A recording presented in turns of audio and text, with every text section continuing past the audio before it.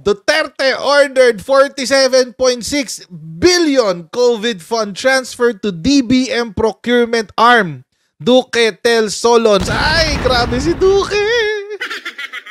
Guys, magsa-shoutout muna tayo sa mga kaibigan natin sa Sendwave. Ayan. So kayo po ay nasa US, UK, Canada, Italy, France, Spain, Ireland, and Belgium. May pwede na po kayo magpadala ng inyong mga remittance sa Pilipinas. Gamit po ang Sendwave. Ang gagawin nyo lang ay download ng Sendwave app, gawa kayo ng account. Ilagay nyo yung bank account details nyo dyan at pwede na kayo magpadala sa GCash, cash pickup at iba't ibang mga pawn shop sa bansa. At kapag ginamit nyo po ang promo code na Coach Jonathan, makakuha pa kayo ng karagdagan $20 free credit kaya gamitin na sa Sendwave for all of your remittance needs. Okay, here we go. Ito yung sinabi niya.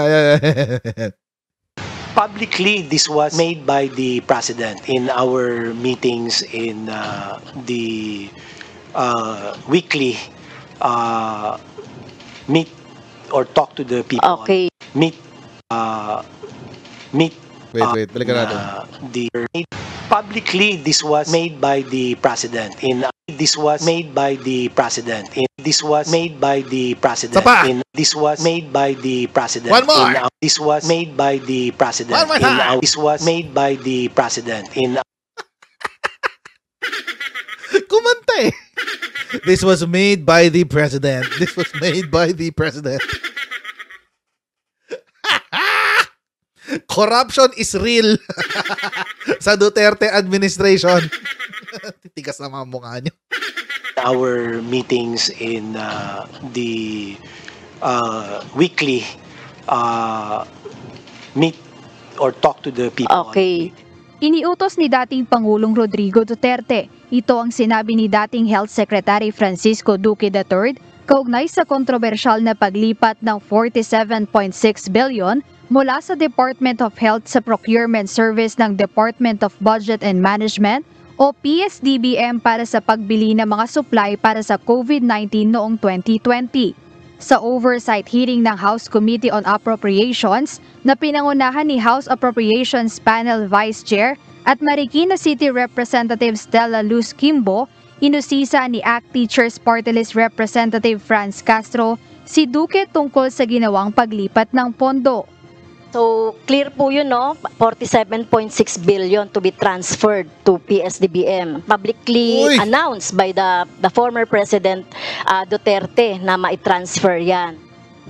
Alam nyo mga kutsero, ang pangit man ng source, ang pangit ng source mo eh.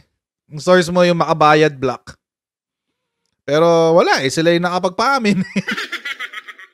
Ay, si Stella Kimbo pala, si Stella Kimbo. Kasi under to ng kanyang ng kanyang komite. Ano sinabi ni Duterte dati? Not even a whiff of corruption. Kahit man lang maamoy niya, kahit katiting na amoy ng korupsyon, lalabanan niya. Hindi niya nabanggit yung sarili niyang korupsyon. Hindi niya naidama yung sarili niyang anghit. Di ba ganun? Di ba minsan, ganun yan eh. Pag daw may anghit ka, hindi mo naaamoy yung sarili mong baho. Pero sa ibang tao, naaamoy mo. So yung sarili niyang anghit, hindi niya naamoy. Yung sarili niyang korupsyon, hindi niya naamoy. Inusisa rin ni Deputy Majority Leader at Iloilo 1st District Representative Janet Garin si Duque sa official instruction sa kanya kaugnay sa nasabing transfer. So I think, Honorable Franz Castro, the answer of Secretary Duque was in a public address of the President, of the former President. Yun naman medyo nagugulat ako, Madam Chair, because officially, there are actually official notices or instructions. So was there any instruction, Madam Chair, or who instructed Secretary Duque to initiate the 47.6 billion transfer? It can be answered by the name of the authority who instructed him, or the name of the committee, or I do not know. So ganun lang, Madam Chair, if the Secretary Duque can respond.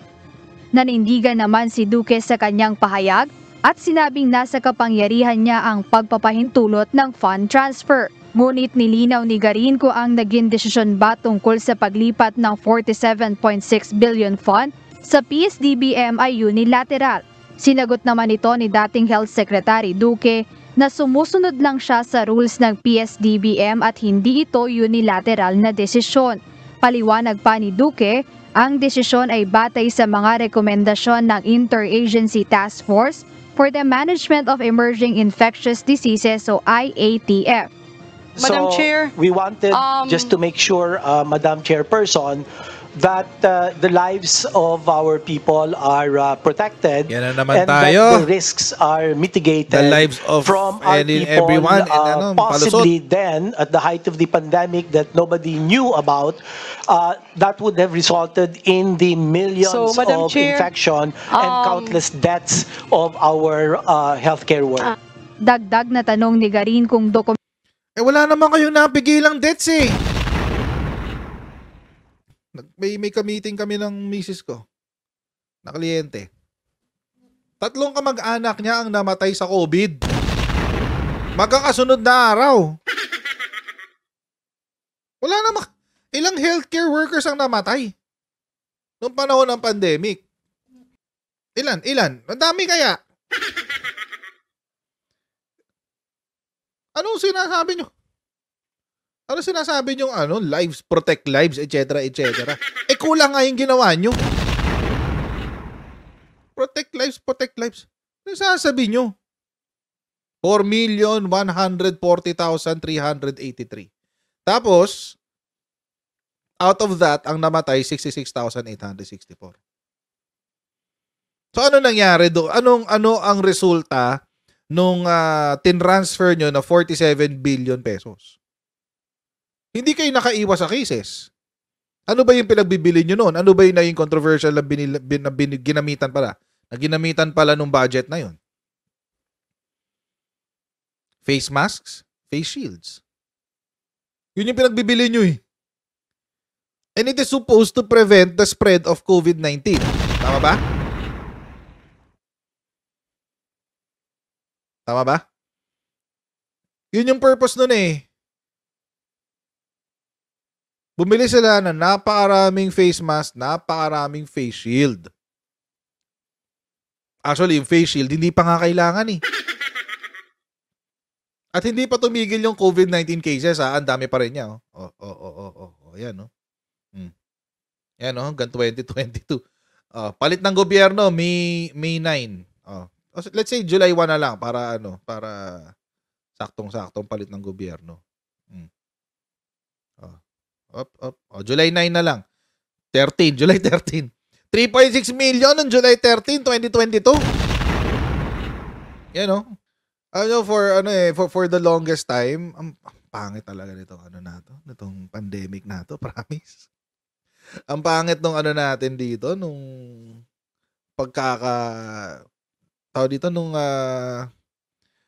pandemic response. Napakapangit na pandemic response natin. Imagine, simple lang naman ang kailangan eh. Face mask lang, hindi mo kailangan ng face shield. Pero ginawa mandatory, di ba? Bakit ginawa mandatory? Nakabili na ng billion ng daang-daang libong daang-daang libong face shield eh. Kailangan i-dispose. Diyos ko. Palingan natin. Medyo nabwisit ako. Well, nakakabwisit naman talaga si Duque, pero the pandemic that nobody knew about, nobody knew of the height of the life. this management of IATF. Madam Chair, we wanted just to make sure, Madam Chairperson, that the lives of our people are protected and that the risks are mitigated from our people, possibly then at the height of the pandemic that nobody knew about. Nobody knew about. Mukhang kayo lang DOH ang hindi nakaalam na magkakaroon ng pandemic. Alam niyo ba mga kochero, na yung COVID-19 na yan, nakitaan na yan ng potensyal na maging global pandemic 2019 pa lang. November 2019 pa lang.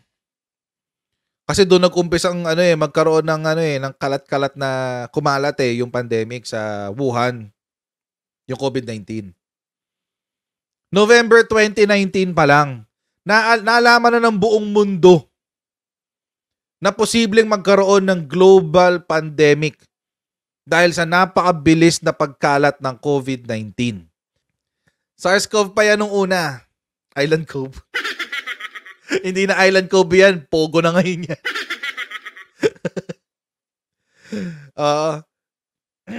SARS-CoV-2, tapos naging nCoV. Yung nCoV yan, kaya ako nalaman yung nCoV kasi nung nag-upload ako sa YouTube, bawal gamitin yung nCoV. Na-demonetize yung isa kong video na may nCoV. So SARS-CoV muna siya, tapos naging nCoV, tapos naging COVID-19. Ayun. Yun siya. Ngayon mga kotsero, but ano na yan, November 2019 pa lang. May na agad yan. Meron ng advisory ang World Health Organization dyan. Tayong Pilipinas, anong ginawa natin? Dahil himod-puwet nga kasi, himod-tumbong, etong si Xi Digong kay Xi Jinping, hindi niya inaddress yung situation. Anong ginawa niya? Nagsasuggest, naalala ko pa nung panahon na to, controversial tong issue na to Nagre-recommend na ang ibang yung opposition, nagre-recommend na sila na isarado na muna ang ating bansa sa China. Hindi muna tayo tatanggap ng mga flights from China, mga visitors from China. Hindi sumunod ang Pilipinas doon. Yung ibang bansa, nag-uumpisa na silang hindi i-cancel ang mag-ban ba? Travel ban. Mag-ban ng mga Chinese visitors. Sa ibang bansa, inuumpisa na nilang gawin yun. Kaso, nag-iiyak tong China. Ano sinabi ng China? Ikinakalat nyo naman ang xenophobia. Yun ang sabi ng China. Masyado kayong racist. You're xenophobes, etc., etc. Yun ang drama ng China. Tapos, naalala ko noon, during that time, etong si Digong, ayaw nilang mag-travel ban. Tapos itong si Duque, sabi niya, tawag dito, pwede naman na na makontrol yan from the airport. So isabihin, maglalagay sila ng mga detection machines, etc., etc. Hanggang sa umabot sa punto, walang travel ban Hanggang sa nagulat na lang tayong lahat. Merong mga turista galing China ang nakapasok sa Pilipinas via Philippine Airlines and Cebu Pacific. Itong mga turista na to, sila yung unang kaso ng COVID-19 sa Pilipinas. Tapos, sinisi pa ni Duque ang PAL at ang Cebu Pacific. Naalala ko yun. Sinisi pa niya ang PAL at Cebu Pacific, ba't hindi raw sinabihan ang DOH na meron ng nakapasok sa Pilipinas na may COVID-19. Kung di ba naman kayo inutil at kalahati, bakit kasi hindi pa kayo nagpa-travel ban nung panahon na yun? Dapat nagpa-travel ban na kayo, umpisa pa lang, January pa lang, dapat nagpa-travel ban na. Kaso hindi. Bakit? Himod-puwet nga kasi si Digong kay Xi Jinping. That's why nobody knew about it. Baka kayo lang hindi... Anong nobody knew about it? Alam na nga ng buong mundo Tapos, nagka-problema pa sa inyo. Pumalya kayo sa contact tracing. Diba? Naalala niyo yun? Yun yung issue dun sa PAL tsaka sa Cebu Pacific Failure of contact tracing yan Tapos, hindi pa doon natapos ang ganap.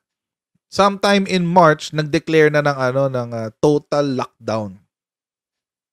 Buong Pilipinas naka-lockdown. Ang problema, inutil nga yung mga nakaupo. Sa sobrang inutil ng mga nakaupo sa DOH, tinanggal sa kanya lahat ng trabaho.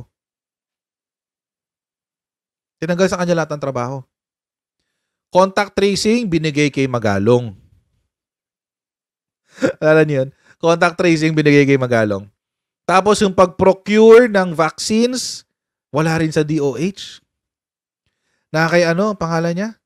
Si Galvez. Oh, si General Galvez 'yon. Tama. Si General Galvez.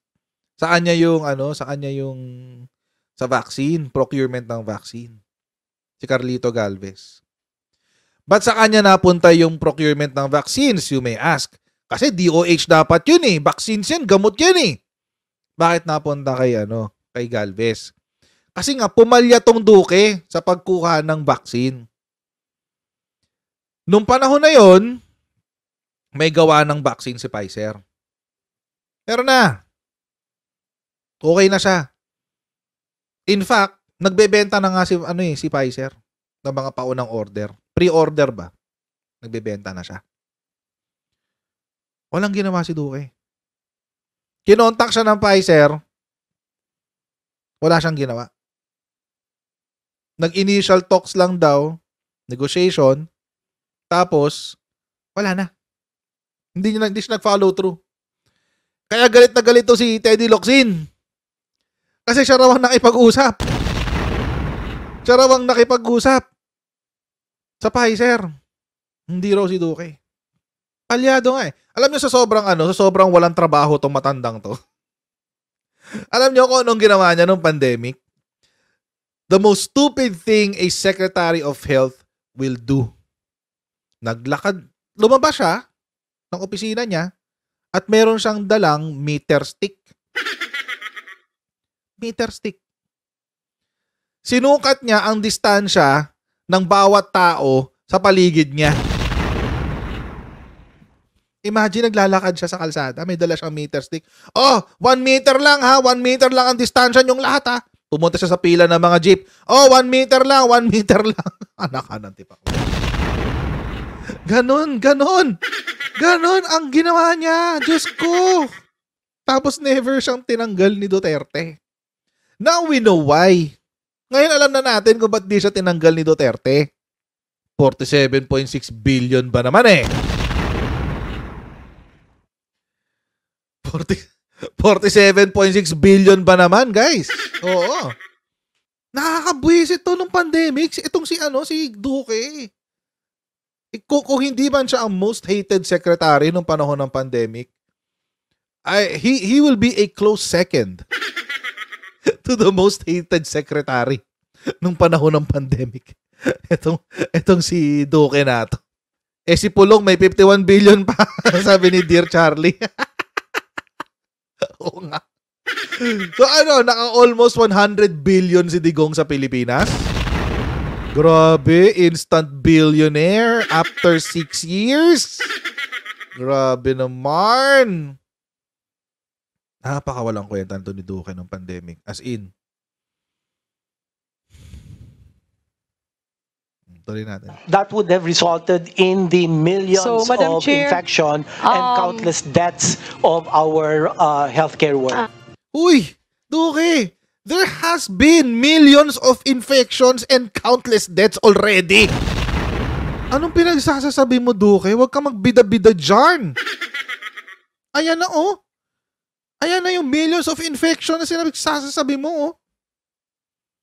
Ito na yung countless deaths, oh, 66,000. Tigas talaga ng mukha nito ni Duque, no? Dagdag na tanong ni Garin kung dokumentado ang naturang rekomendasyon, ngunit hindi nagbigay ng kategorikal na sagot si Duque.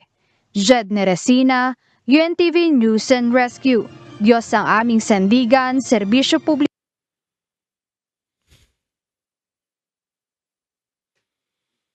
Grabe to si Duque. Iba ng iba yung breed talaga. Iba yung mga previous administration is a different breed. Yung mga secretary ng previous administration, they're a different breed altogether. Grabe sila. Bakit sumabog yan?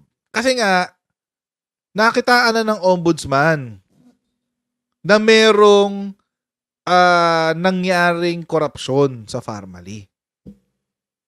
Nag-agree yung ombudsman. Guys. Na meron ngang korupsyon na naganap sa Pharmally. The ombudsman has recommended graft charges against former Health Secretary Francisco Duque III and Lloyd Christopher Lau erstwhile Undersecretary of PSDBM. The recommendation was issued by the Office of the Ombudsman on May 6, made public May 10 to May 10. There is probable cause to prosecute Duque and Lau for violation under Section 3E of RA 3019 as amended. The order stated referring to the Anti-Graft and Corrupt Practices Act. It means, mga kotsero, kung si Duterte ang nag-utos, does it mean siya ang punong abala, kumbaga? Tama ba? Nakasama si Digong? Well, kung siya ang nag-utos, tulad ng sinasabi ni Duque, kung siya ang nag-utos, o di meron siyang liability. Siya yung nag-utos eh. Digong is also liable for this mess ng Pharmally.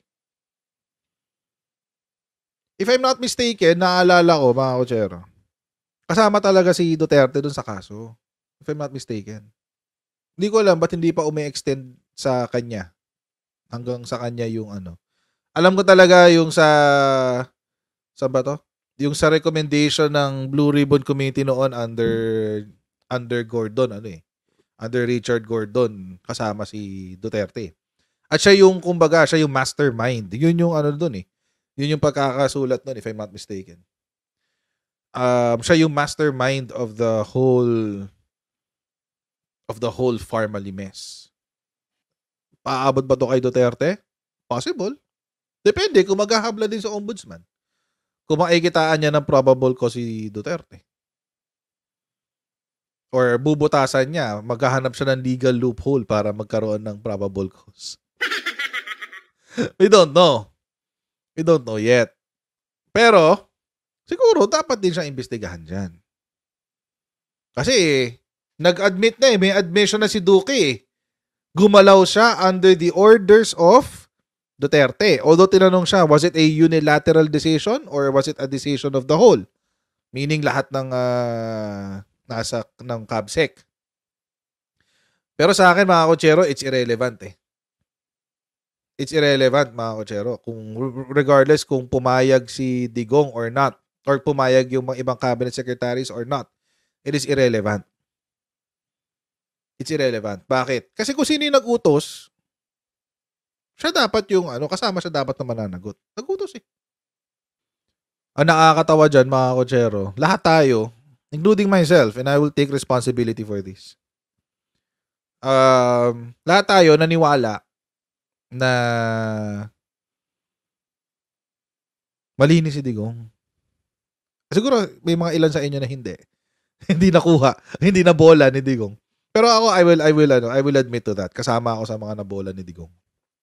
Na na budol.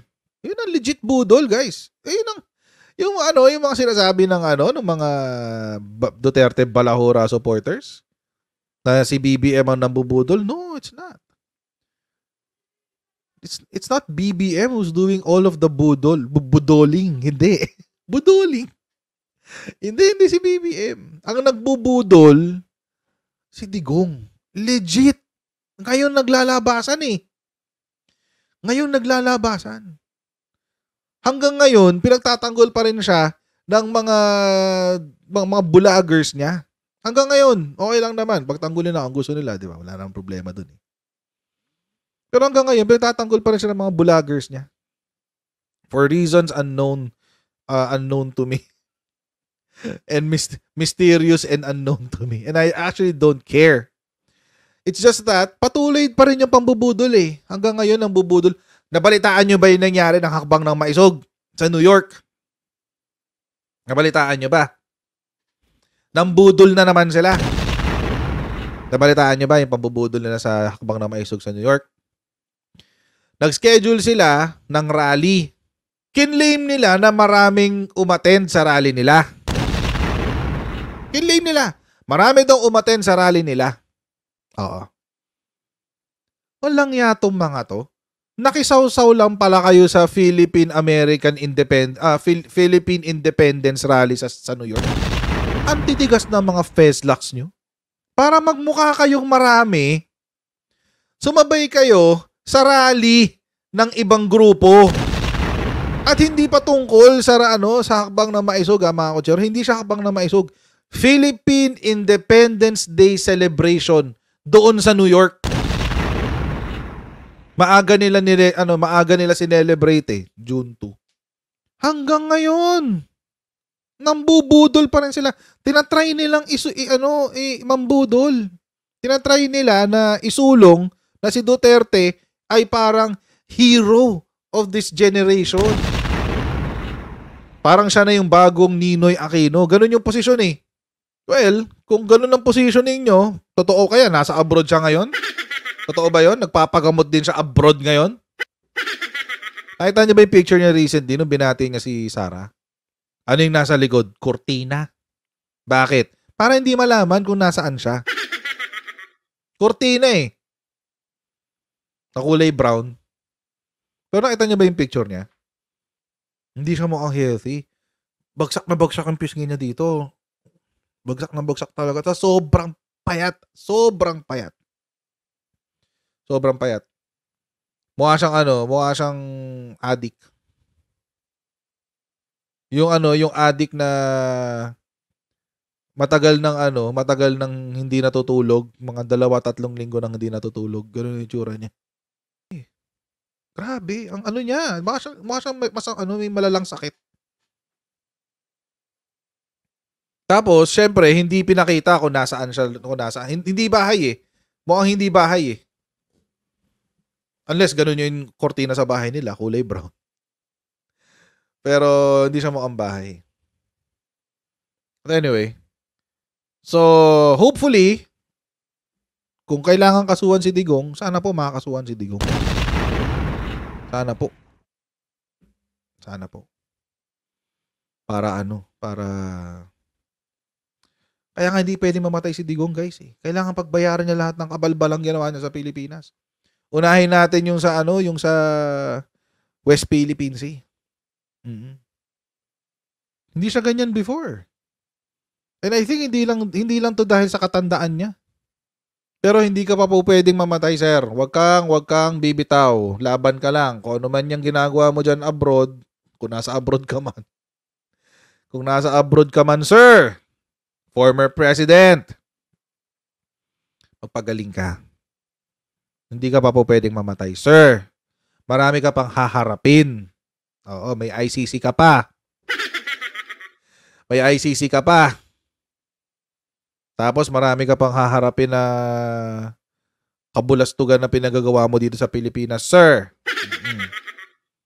Ayoko siyang mamatay. Seryoso, ayoko siyang mamatay. And I hope and I pray that he will recover sa kung ano man tong pinagdadaanan niya ngayon. Kasi marami pa siyang haharapin. So mga kotsero, once again, maraming po salamat sa inyong patuloy na pagsubaybay sa ating channel. Please don't forget to like, share, and subscribe. And I'll see all of you in the next live stream. God bless you guys. See you next time. Bye.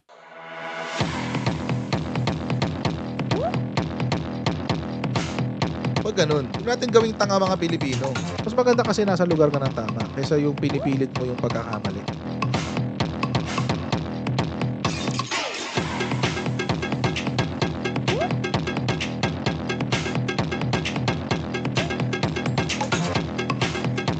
Are they willing to go that far? Hindi makakalimutan ng Pilipino yan hanggat di nasasagot niya.